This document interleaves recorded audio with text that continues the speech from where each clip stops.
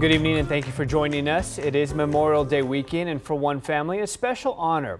A World War II veteran's family accepting his Purple Heart after he passed away in 1992. Now, it might be decades later, but it only further highlights this hero's legacy. Eyewitness News reporter Leah Durain has the story.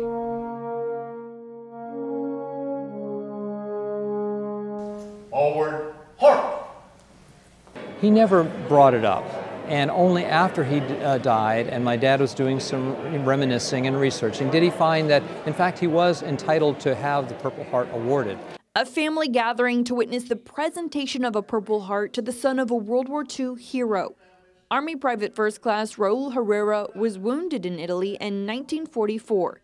More than 70 years later, his military legacy is complete. While he died in 1992, the Herrera family honors his memory by making sure he receives his award. Looking back on things, that's the way Raul would want it.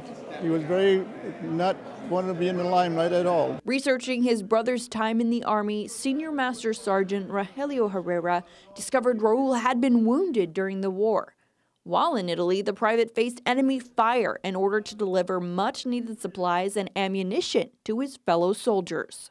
He got wounded in the hand. We're not sure exactly how bad the injuries were because he went to an aid station where he got treated and he continued on, never left the unit. The honor being commemorated on Memorial Day weekend by a predominantly military family. A passion for service being passed down through the generations. It's something that my dad deserved, and to know that the system works and that he finally got it, it's very rewarding. I wish he were actually here, but obviously we received it on his behalf. Leah Durain, KENS 5, Eyewitness News.